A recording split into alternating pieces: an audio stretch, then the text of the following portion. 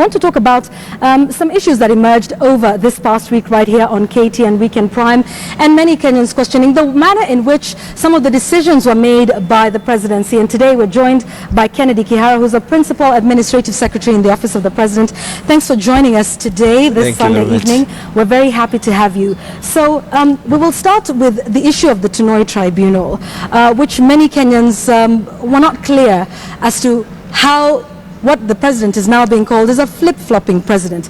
Could you explain to us how this came about, how the decision was made in the beginning, and then the president changing his mind while in Israel? Thank you very much. Thank you, Yvonne. And what I would want to say is that there was no change of mind. What we are really in need of communicating to Kenyans is the fact that the president operated within the law. That the law stipulates that we have 14 days within which to set a tribunal. And that is what we have done. And what I think Kenyans are concerned about is a leakage of a letter, which was indeed an internal communication between the Office of the Head of Public Service and Chief of Staff, Mr. Joseph Kenyua, and the Chief Justice. That was a communication within offices. And therefore, I think what is of importance to Kenyans is that the president respected the Constitution and that the tribunal was set up within the stipulated time of 14 days. But I think what Kenyans are concerned about, even though you call it a leaked document, was that the Chief of Staff, Kenyua, was writing to the Chief Justice, giving reasons why the president would not form the tribunal. And then later he did form the tribunal. That he did it within the 14 days is not in doubt. But Kenyans were worried about this flip-flopping and the president seeming to think that he had discretion within the Constitution in this matter, when many feel that the Constitution is very clear. Indeed it is. And I think let's deal with what has come out. I believe it will be very important that we deal with the final product. The final product of this discourse between the Office of the Head of Public Service and the Office of the Chief Justice of the Republic of Kenya was a tribunal. It was gazetted within a stipulated time. And Yvonne, you are aware that before a decision is done, there is so much processing of that decision, and that there are so many parties that are involved. So if somebody wrote a letter and was of the view that that tribunal was not necessary, indeed that would be just an opinion. All right, but is it an opinion informed by law? Because the law does not give the president that discretion, and that's what many are concerned about.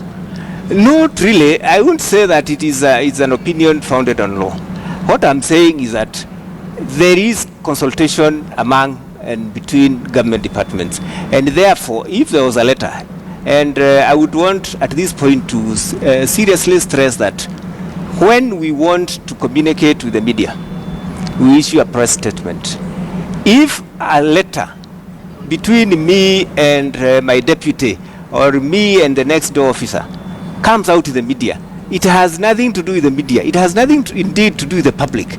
But indeed, this issue had everything to do with the public. Of course it had, yeah. Justice Tanoi is facing some serious allegations. Yes. And hence, any decision-making process and how that decision is arrived at is something the public would like to know, yes, and whether the Constitution informs the decision-making process. Yes. Isn't that something the public has a right to know? Yes, it has indeed. All right, let's talk a bit about another issue. The Ethics and Anti-Corruption Commission writing to the Chief of Staff, Kenyua, essentially clearing former Cabinet Secretary Waiguru. Many questioned this. Why was this done to the Chief of Staff of the President and not to the DPP's office? Some say perhaps there was a prior request or a query to that, and saying that the separation of powers indeed barred this from happening. The Ethics and Anti-Corruption Commission is an independent commission, but it is then writing to the Chief of Staff of the Executive on this matter.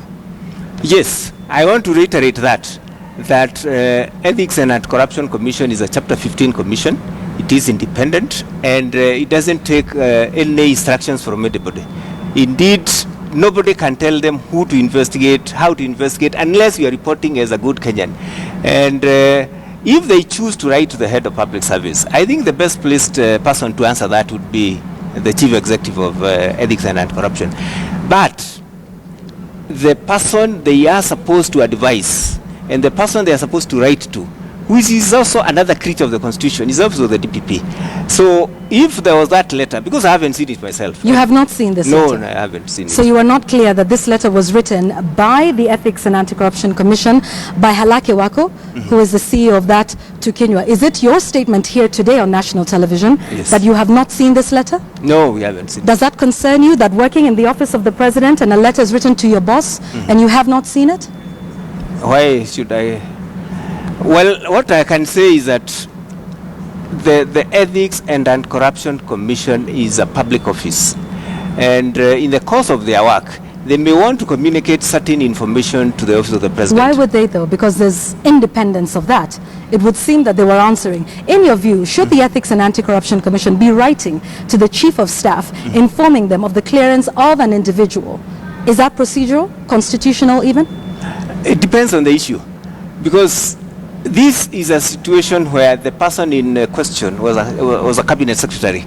And even in a situation where I don't exactly know what the letter said and I haven't seen it myself, I would still think that if the Ethics and Anti-Corruption Commission wants to communicate with the President of the Republic of Kenya, the front office of the President is the office of the Head of Public Service, who is also Chief of Staff. All right, just very quickly, because people say that the image of the presidency and how decisions are made has been dented by some of these events we've seen, including the State of the Nation address in March, where the president was giving the names from an EACC list. So that should have been the prerogative of the EACC and not the president. What assurances do you have to Kenyans today that the decision-making process within the presidency follows the law, follows procedure, and that there is respect of the rule of law with the president in this country? Indeed, Yvonne, that's a very good question, and I think all Kenyans are concerned. And one of the many principles that we follow is that there are laid down structures within government through which decisions are made. One of such institutions is the cabinet. And any significant decision in government is made in the cabinet. And after every cabinet meeting, our office will always communicate to the media about the decisions made. However, the President of the Republic of Kenya is an embodiment of government. He's a symbol of nationhood and even national unity. So when he makes that statement, because again is a requirement of the Constitution under Article 132, that the President will give a State of the Nation address to the people of Kenya at Parliament.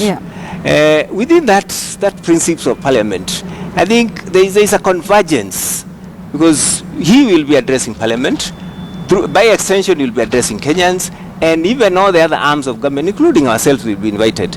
So when the President wants to entrench his war against corruption and comes up with a list of people who he has been informed by the Ethics and Anti-Corruption Commission? I don't know who informed him. You're not aware of who informed him? Not really. So you work in the office of the president, but you were telling us you do not know who informed the president of the list of 175 that he presented to Parliament in March last year? Yes. That's your statement. You do not know. I do not know. Okay. Let's talk very quickly then about the formation of the tribunal just as we close. Yes. Because there's criticism again about who's chairing that commission, Sharad Rao, and that he is not fit to do that. Yes. Then we start to get the issue of who's advising the president legally in line with the constitutional requirements. Yvonne, let me say this, that the legal advisor to the government is the Attorney General of the Republic of Kenya. And that is an office created by the Constitution to be a member of the cabinet, because AG is also a member of the cabinet, and is a legal advisor to government. And any decision that has any legal ramifications within government is processed first through the AG, and obviously within the office of the president there will be internal consultations. There is a lot of consensus building, a lot of collective responsibility about decisions in government. And in the case of the gentleman you have just mentioned, I am aware that a change has been made, that he is now not going to chair that tribunal, because there were certain informations that hadn't come through, and when they came through there was a change, and another person is now chairing that tribunal. So Sharad Rao will not be chairing the Tanoi tribunal? No. Will he be a member of the tribunal? Because the slot he would ideally fit has been taken up by somebody else. Let me check. I am not sure exactly whether he is a member of the tribunal, but what I know is that he's not the chair and that somebody else is the chair. Can you tell us who? I think he's Jonathan Havelock. So retired Justice Jonathan Havelock Yes. will chair the Tanoi Tribunal. Is that something you can confirm to us tonight? Yes, yes. Okay, thank you very much. Kennedy Kihara, who's the Principal Administrative Secretary in the Office of the President, talking about the decision-making process within the Office of the President and confirming to us here tonight that Sharad Rao will not be chairing the Tanoi Tribunal and instead it will be retired Justice Jonathan Havelock. Thank you very much for your time, sir, this evening.